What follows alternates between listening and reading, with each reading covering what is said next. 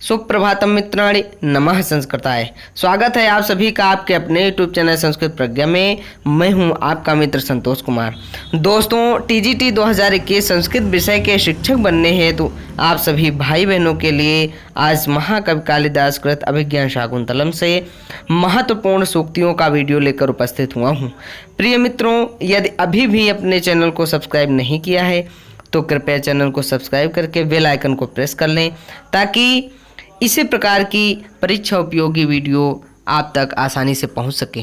जैसा कि दोस्तों आप लोगों को मालूम ही होगा कि इस समय टीजीटी और पीजीटी 2021 के आवेदन लिए जा रहे हैं। तो दोस्तों शीघ्र ही आप लोग आवेदन करें और परीक्षा की तैयारी करें। तो आइए दोस्तों सूक्तियों को देखते हैं। विस्त्रब्धा भव न तादृशः आकृति विशेषा गुण विरोधिनो भवन्ति। प्रियंवदा अनसुईया से कहती है कि यहाँ चिंता करने की कोई बात नहीं है। उस प्रकार की सुंदर आकृतियाँ गुणों से रहित नहीं होती हैं। अर्थात महर्षि कण्व इस समय इस समाचार को सुनकर न जाने क्या सोचेंगे। प्रियंवदा के कहने का तात्पर्य यह है कि महान विभूतियाँ रूपवान होने के साथ गुणों से भी संपन्न होती हैं। ऐसे में यह आशंका करना कि राजा शकुंतला को भूल जाएगा केवल भ्रम है। अगली सूक्ति है दोस्तों, गुणवते कन्यका प्रतिपादनीयम इयं तावत प्रथमः संकल्पः। अनसुईया कहती है कि गुणवान व्यक्ति को कन्या देनी है, यही तात का प्रथम संकल्प है। भाव यह है कि प्रत्येक कन्या के माता पिता का यह प्रथम परम कर्तव्य होता है कि वह अपनी पुत्री के लिए एक श्रेष्ठ सुयोग्य गुणवान वर का चयन करे। यदि उस माता पिता के संकल्प को भाग्य ही पूरा कर देता है तो यह समझ लेना चाहिए कि वे माता पिता बिना प्रयत्न के ही कृतार्थ हो गए। माता पिता की यही हार्दिक अभिलाषा होती है कि वह अपनी पुत्री को आनंदमय, सुखमय, मंगलमय गृहस्थ जीवन और दाम्पत्य जीवन को भोग करते हुए देखे। अगली सूक्ति है दोस्तों, स्मरिष्यति त्वां न सबोधितोऽपि सन् कथां प्रमत्तः प्रथमं कृताम् एव। दोस्तों श्लोक पूरा इस तरह है कि विचिन्तयन्ते यमनन्यमानसा तपोधनं वेत्सिन मामुपस्थितं स्मरिष्यति त्वां न सबोधितोऽपि सन् कथां प्रमत्तः प्रथमं कृतमेव। दोस्तों इस सूक्त का भावार्थ इस प्रकार से है कि महर्षि दुर्वासा ने शकुंतला को शाप दिया कि ओह, अतिथि का अपमान करने वाली, एकाग्र चित्त से जिसका स्मरण करती हुई तो मुझ तपस्वी की उपस्थिति नहीं जान पा रही है, वह तुम्हारे स्मरण कराने पर भी तुझे उसी प्रकार भूल जाएगा जैसे कोई उन्मत्त प्रमादी मनुष्य को स्मरण दिलाने पर भी पहले कही हुई बात का स्मरण नहीं होता है। आइए दोस्तों अगली सूक्ति देखें। को अन्यो हुतवहाद दग्धुम प्रभवति। को अन्यो हुतवहाद दग्धुम प्रभवति। अनसुईया और प्रियंवदा नाम की शकुंतला की दोनों सखियां मुनि दुर्वासा के शाप के शब्द को सुनकर बहुत घबरा जाती हैं। वे कहती हैं कि अग्नि के अतिरिक्त और कौन जला सकता है। शास्त्रों में क्रोध और शाप के शब्द को अग्नि के समान माना गया है। दुर्वासा का क्रोधवश शाप का शब्द अग्नि के समान जलाने वाला है। अगली सूक्ति है दोस्तों, प्रकृति वक्रः सकस्यानुनयं प्रतिगृह्णाते। प्रेमवदा कहती है कि हे सखी, स्वभाव से ही टेढ़े वह दुर्वासा ऋषि किसकी प्रार्थना स्वीकार करते हैं। फिर भी मैंने निवेदन करके उनके चरणों में प्रार्थना करके उन्हें कुछ दयालु बना लिया है। इस सूक्ति है दोस्तों, रक्षितव्यः खलु प्रकृतिपेलवः प्रिय सखी। रक्षितव्यः खलु प्रकृतिपेलवः प्रिय सखी। अनसुईया प्रेमवदा से कहती है कि दुर्वासा के शाप की बातें तुम्हारे मुंह तक ही सीमित रहें। हमारे और आपके बीच में ही यह बातें सीमित रहें। स्वभाव से कोमल प्रिय सखी शकुंतला के जीवन की रक्षा करनी चाहिए। यदि शकुंतला दुर्वासा के शाप को जान जाएगी तो उसके लिए यह दुख सहना असह्य हो जाएगा। शकुंतला स्वभाव से अत्यधिक नम्र और कोमल है। आपत्ति आने पर हम सखियों को अपनी सखी का साथ कभी नहीं छोड़ना चाहिए। अगली सूक्त है दोस्तों, को नामोषण दकेन नव मल्लिकाम सिंचन्ति। को नामोषण दकेन नव मालिकाम सिंचन्ति। प्रेमवदा कहती है कि कौन नव मालिका को गर्म जल से सींचेगा। भाव यह है कि सुकुमार एवं कोमल नवमालिका के समान शकुंतला का हृदय भी अत्यंत सरस स्वभाव का है। नवमालिका गर्म जल से झुलस सकती है, उसी प्रकार शकुंतला भी ऋषि के शाप को सुनकर झुलस जाएगी। दुर्वासा के शाप के वचनों को सुनकर शकुंतला नष्ट हो जाएगी। इसका ध्यान रखते हुए प्रियंवदा कहती है कि कोई भी समझदार प्राणी ऐसी गंभीर क्रिया नहीं करेगा। तो अगली सूक्त देखें, तेजो द्वयस्य युगपद व्यसनोदयाभ्याम लोको नियम्यत इवात्मदशांतरेषु। इसका श्लोक इस प्रकार से है कि याते कतोस्त शिखरम पतिरोषधीनाम आविष्कृतो अरुणपुरः सरेक्तो अर्कः तेजो द्वयस्य युगपद व्यसनोदयाभ्याम लोको नियम्यत इवात्मदशांतरेषु। कण्व ऋषि का शिष्य विचार करता है कि यह संसार दो तेजों के एक साथ अस्त और उदय के द्वारा मानो अपने दशा विशेषों में नियंत्रित हो रहा है। चंद्रमा का अस्त होना और सूर्य का उदय होना सांसारिक जीवों को शिक्षा देता है कि कहीं पर कोई दुखी है तो कहीं पर कोई सुखी है। सुख और दुख दोनों ही किसी भी मनुष्य के जीवन में स्थायी रूप में नहीं रहते हैं। धूप और छाया की भांति ये आते जाते रहते हैं। यही प्रकृति का नियम है। अगली सूक्त है दोस्तों, इष्ट प्रवास जनितान्य बला जनस्य दुखानि नूनमति मात्र सुदुस्सहानि। इसका श्लोक है कि अंतर्हिते शशि निसैव कुमुद्वती में दृष्टिम न नंदयति संस्मरणीय शोभा। इष्ट प्रवास जनितान्य बला जनस्य दुखानि नूनमति मात्र सुदुस्सहानि। दुखानि नूनमति मात्र सुदुस्सहानि।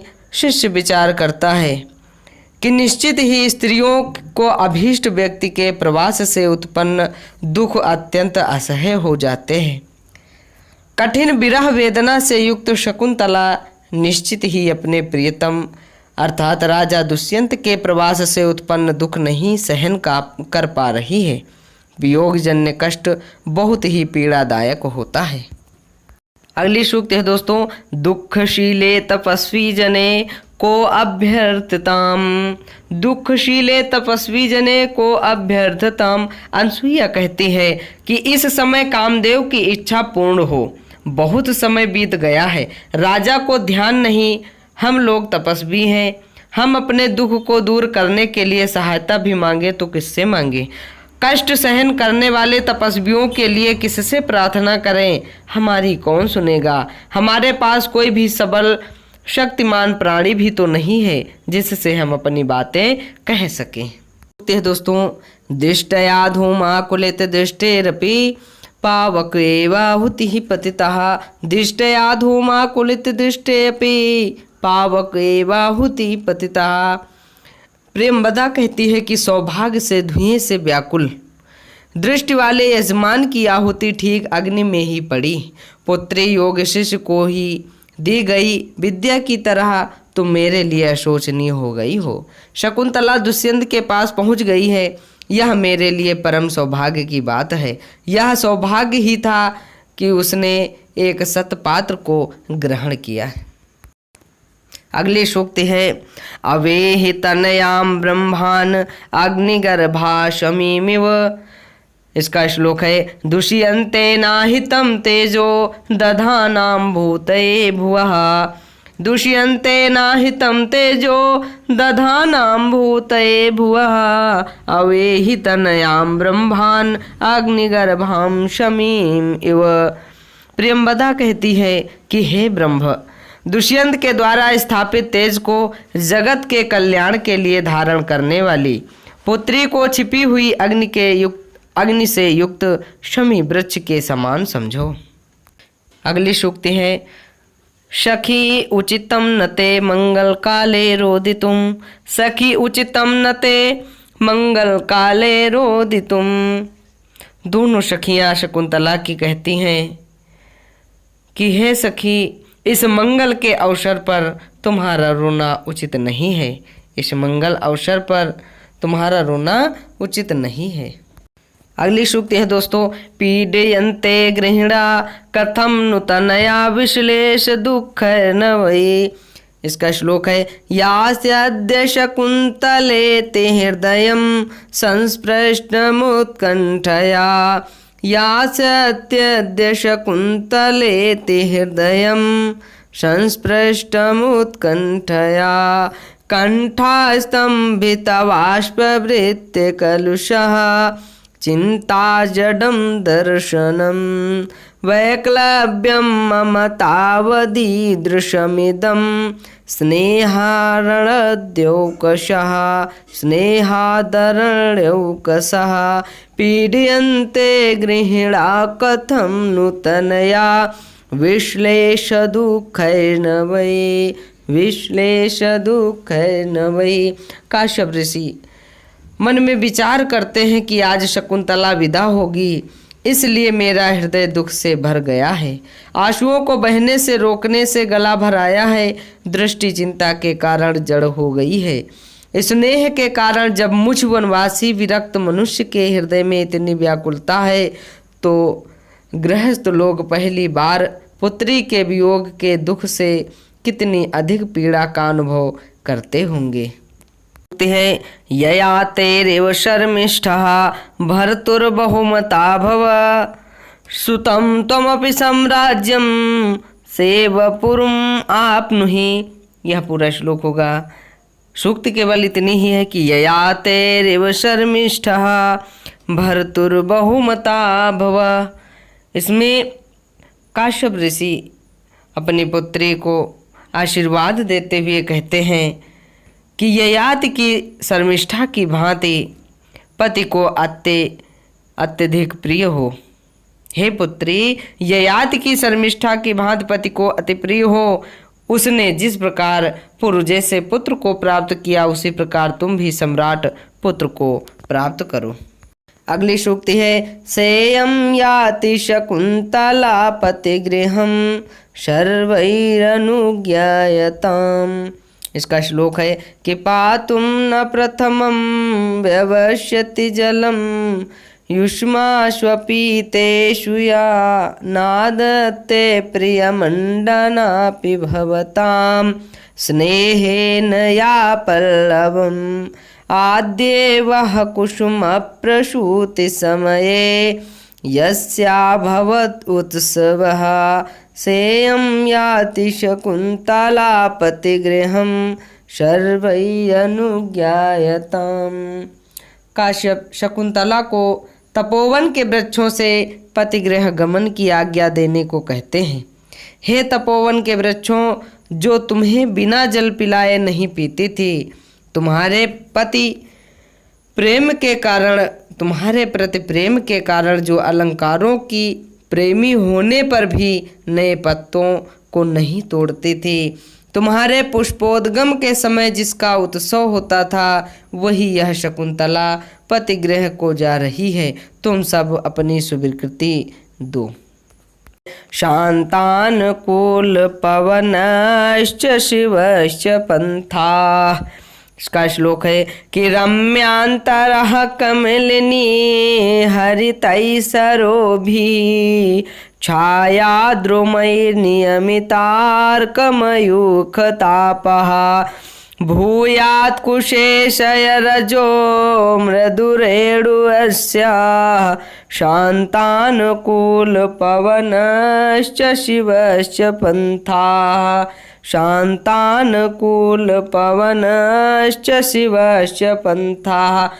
पति गमन के समय शकुंतला को आकाशवाणी द्वारा आशीर्वाद प्राप्त होता है कि मार्ग कमलिनियों से हरे भरे तालाबों के द्वारा, शकुंतला का मार्ग कमलिनियों से हरे भरे तालाबों के द्वारा रमणीय मध्य भाग वाला हो, घनी छाया वाले वृक्षों से सूर्य की किरणों का ताप दूर हो, इसका मार्ग कमलों के पराग से कोमल धूल युक्त, शांत और अनुकूल वायु से युक्त तथा कल्याणकारी हो। सूक्ति है दोस्तों, सोयम न पुत्र कृतकः पदवीं मृगस्ते। श्लोक है कि यस्य त्वया व्रणविरोपणं विदीनां तैलं न्यषिच्यति मुखे कुशशूच विद्धे श्यामाकमुष्टि परिवर्धित को जहाति सोयम न पौत्र कृतकः पदवीं मृगस्ते। सोयम न पौत्र कृतकः पदवीं मृगस्ते। पति गृह जा रही होती है, तब रास्ते में एक मृग शावक शकुंतला का मार्ग रोक लेता है, उसका पल्लू पकड़ लेता है। तब काश्यप ऋषि कहते हैं कि जिसके कुशा के कांटों से छिदे मुंह में तुमने घावों को भरने वाली हिंगोट का तेल लगाया था, वही यह सांवा की मुट्ठियों से पाला हुआ और पुत्र के समान हरिण तुम्हारा मार्ग नहीं छोड़ रहा है। सूक्ति है, ओदकांतम स्निग्धो जनु अनुगंतव्य इति श्रूयते। भगवन ओदकांतम स्निग्धो जनु अनुगंतव्य इति श्रूयते। महर्षि कण्व का शिष्य शारंगरव कहता है कि भगवान प्रिय व्यक्ति को जलाशय तक पहुंचाकर लौट जाना चाहिए, ऐसा सुना है। तो यह सरोवर का तट है, यहाँ पर संदेश देकर लौटना चाहिए। अगली सूक्ति है, गुरुवपि विरह दुःखम आशा बंधा साहयते। श्लोक है, एषाण प्रेण बिना गमयति रजनीम विषाद दीर्घतराम गुरुवपि विरह दुःखम आशा बंधा साहयते। अनसुईया कहती है कि यह चकवी विरह की लंबी रातों को पति के बिना अकेले ही काट देती है। विरह के समय भी इसे यह आशा बनी रहती है कि सूर्योदय होगा, प्रातःकाल होगा, कमल कोश खिलेंगे। दुख है तो सुख भी होगा, वियोग है तो संयोग होगा, अर्थात मिलन भी सुनिश्चित है। आशा का बंधन विरह के कठोर दुख को भी सहन करा देता है। दोस्तों, भाग्यायत्तमतः परम न खलु तद् वाच्यं वधूबन्धुभिः। श्लोक है कि यस्मान् साधु विचिन्त्य संयम धना उच्चै कुलं चात्मनः त्वय्यास्या कथमत्य बान्धव कृताम् स्नेह प्रवृत्तिं च तां सामान्य प्रतिपत्य पूर्वक इयं दारेषु दृश्या त्वया भाग्यायत्तमतः परं न खलु तद् वाच्यं वधूबन्धुभिः। काश्यप ऋषि कहते हैं कि संयम ही जिसका धन है, ऐसे हम तपस्वियों तथा अपने उच्च कुल के विचारक आप द्वारा अपने आप इस कन्या से विवाह कर लिया है। इन सब बातों को ध्यान करके आप कम से कम अपनी अन्य पत्नियों के समान शकुंतला का सम्मान अवश्य कीजिएगा। इससे बढ़कर इसे जो मिले वह सौभाग्य है, वह इसके भाग्य की बात है। इससे बढ़कर जो सौभाग्य मिले, जो सम्मान मिले, वह इसके भाग्य की बात है। इसके लिए हम कन्या के बांधव लोग भला क्या कह सकते हैं। अगली सूक्ति है, ना खलु धीमताम कश्चिद विषयो नाम। शिष्य कहता है कि बुद्धिमान पुरुषों के लिए कोई भी वस्तु अज्ञात नहीं होती है। बुद्धिमान लोग अपने ज्ञान, तर्क और बुद्धि के बल से सब कुछ जान लेते हैं। उनके लिए कोई भी वस्तु अज्ञेय और अनजान नहीं होती है। अगले सूक्त है यान्तेवं गृहिणी पदम युवतयो वामाकुलस्याधयः। इसका श्लोक इस प्रकार से है कि शुश्रूषव गुरून् कुरु प्रिय सखे वृत्तिं सपत्नी जने भर्तुर्विप्रकृतापि रोषणतया मास्म प्रतीपं गमः भूयिष्ठं भव दक्षिणा परिजने भागेष्वनुत्सेकिनी यान्तेवं गृहिणी पदम युवतयो वामाकुलस्याधयः।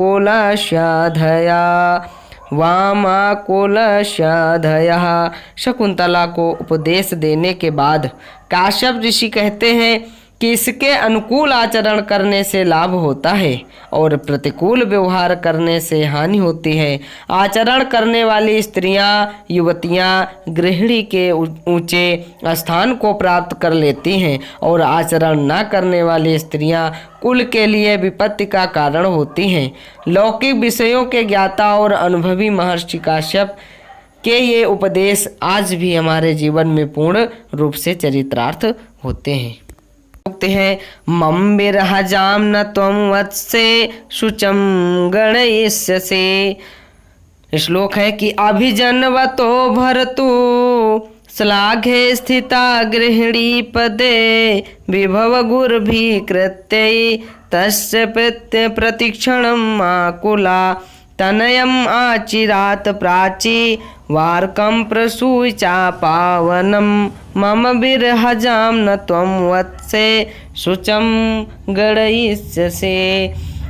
काश्यप ऋषि शकुंतला के वियोग से उत्पन्न होने वाले दुख को भूल जाने के लिए कहते हैं कि हे पुत्रे, तुम महाकुलीन पति के प्रशंसनीय गृह स्वामिनी पद पर अधिष्ठित होकर ऐश्वर्य के कारण महत्वपूर्ण कार्यों में प्रतिक्षण व्यस्त होकर शीघ्र ही पूर्व दिशा में उत्पन्न सूर्य की भांति पवित्र पुत्र को जन्म देकर मेरे वियोग के दुख को भूल जाओगी।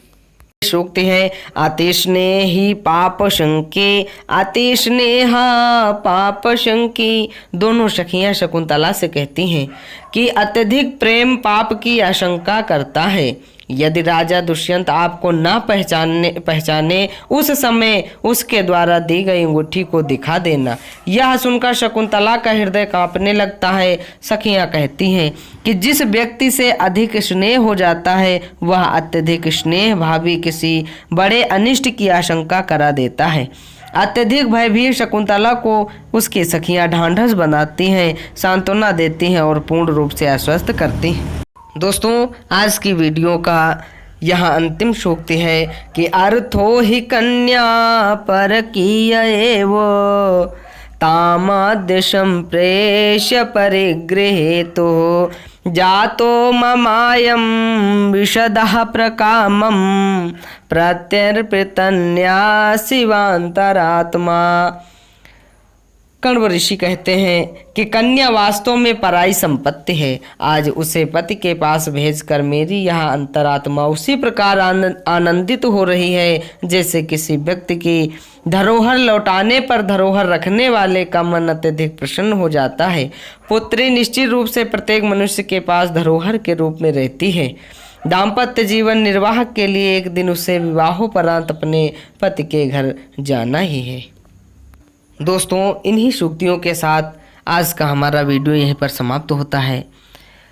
दोस्तों, इसी प्रकार की परीक्षा उपयोगी वीडियोस को पाने के लिए आप लोग हमारे चैनल को सब्सक्राइब करें और शेयर करें, लाइक करें।